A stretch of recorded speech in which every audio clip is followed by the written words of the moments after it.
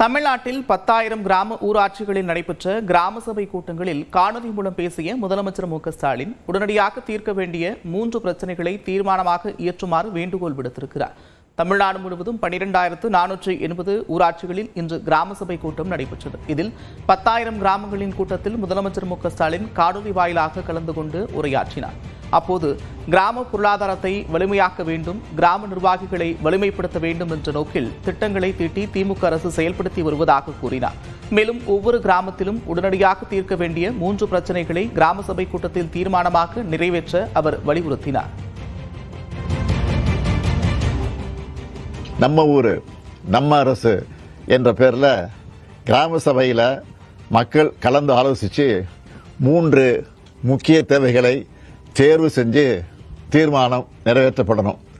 அப்படி கண்டறியப்படும் தேவைகள் உடனடியாக நிறைவேற்றப்படுறத மாவட்ட நிர்வாகம் உறுதி செய்யணும். தொடர்ந்து பேசிய அவர் கிராமங்களில் ஒவ்வொரு வீட்டிலும் குழந்தைகள் படிப்பதை உறுதி செய்யுங்கள் என்றார். மேலும் தண்ணீரை பணம் போல பார்த்து பயன்படுத்துங்கள் என்றும் முதலமைச்சர் மு க ஸ்டாலின் அறிவுறுத்தினார். ஒவ்வொரு வீட்லையும் குழந்தைங்க படிக்கிறத நாம் எல்லாரும் உறுதி செய்யணும். எங்கேயாவது யாராவது குழந்தை தொழிலாளர்களை பணியில் ஈடுபடுத்தினா உடனே மாவட்ட நிர்வாகத்துக்கு தகவல் கொடுத்து அவங்கள மீட்கணும். நம்ம வீடு குப்பை குளமாக இருந்தால் சும்மாவா இருப்போம்? நம்ம எல்லாரோட வீடும் சேர்ந்தது தான் நம்ம கிராமம். அதை சுத்தமாக வச்சுக்கிற பொறுப்பு நமக்குத்தானே இருக்கு. முடிஞ்ச அளவுக்கு பிளாஸ்டிக் பயன்பாட்டை குறைக்க முயற்சி பண்ணணும். மக்களோட முக்கிய பிரச்சனையாக இருக்கிறது தண்ணீர் பற்றாக்குறை. பணத்தை தண்ணியாக செலவழிக்கிறாங்கன்னு சில பேர் சொல்லுவாங்க. உண்மையிலேயே தண்ணியை தான் பணம் மாதிரி பார்த்து செலவழிக்கணும். தண்ணீர் பற்றாக்குறை வராமல் இருக்க மழைநீர் சேகரிப்பு ரொம்ப அவசியமானது.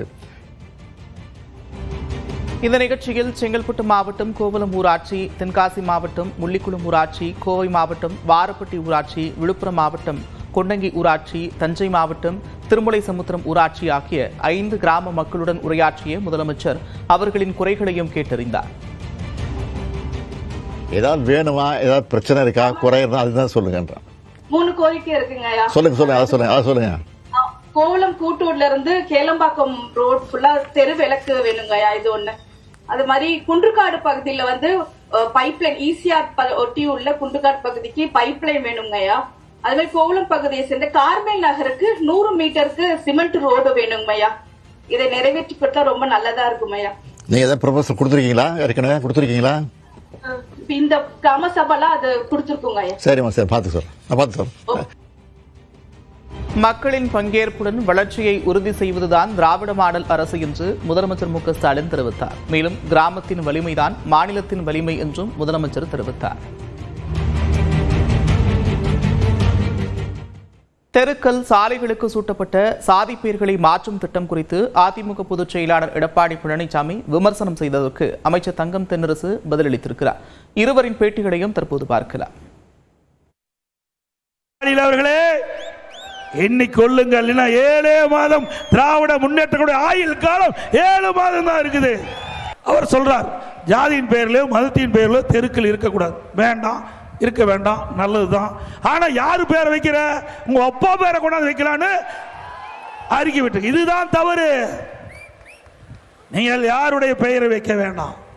எனக்கு எந்த தலைவருடைய பெயரையும் வச்சா ஒரு தலைவர் வைக்கல அப்படின்னு பிரச்சனை வந்துகிட்டு இருக்கோம். அதற்காகத்தான் ஏற்கனவே போக்குவரத்து துறையில் இருந்த பெயர்கள் நீக்கப்பட்டது. அந்தந்த மாவட்டத்தினுடைய தலைவர்கள் அந்த மாவட்டத்திற்கு பெயர் சூட்டப்பட்டதையும் நீக்கப்பட்டது. மீண்டும் வேண்டுமென்று திட்டமிட்டு உங்களுடைய அப்பா பெயரை வைப்பதற்காக ஒரு அரசாணை வெளியிட்டீர்கள். மீண்டும் அதிமுக ஆட்சிக்கு வந்தால் இது ரத்து செய்யப்படும். எடப்பாடி பழனிசாமி தன்னுடைய பரப்புரை கூட்டங்களில் மிக முன்னேறிய நோக்கோடு, சமுதாய விழிப்புணர்வோடு, சமுதாயத்தில் இருக்கக்கூடிய இத்தகைய இழிநிலைகளை துடைத்தெறிய வேண்டும் என்கின்ற முதலமைச்சருடைய உயர்ந்த நோக்கோடு அமைக்கப்பட்டிருக்கக்கூடிய இந்த திட்டங்களுக்கு அவர் வேறு வண்ணம் பூசக்கூடிய அளவில் தன்னுடைய பரப்புரை பயணங்களில் இதை இழித்தும் பழித்தும் பேசக்கூடிய ஒரு நிலையினை அவர்கள் மேற்கொண்டிருப்பது முழுமையாக கண்டிக்கத்தக்கது என்பதை எடப்பாடி பழனிசாமி அவர்களுக்கு அவருடைய மாலை நேர பிரசங்கங்களில் ஏதேனும் ஒரு சப்ஜெக்ட் கிடைக்க வேண்டும், ஏதாவது ஒன்றை சொல்லி தமிழ்நாட்டு அரசின் மீது அவதூறு பரப்ப வேண்டும், அதன் மீது அவர் தன்னுடைய கருத்துக்களை திரிபுவாதத்தை மேற்கொண்டு நல்ல திட்டங்களுக்கும் வேறு விதமான திரிபு நோக்குகளை கொண்டு வர வேண்டும் என்கின்ற அவருடைய தனியாத ஆசையினுடைய அடிப்படையில் அவர் உண்மைகளை திரித்து நாட்டு மக்களிடத்தை தவறான கருத்துக்களை பரப்பிக் கொண்டிருக்கிறார்.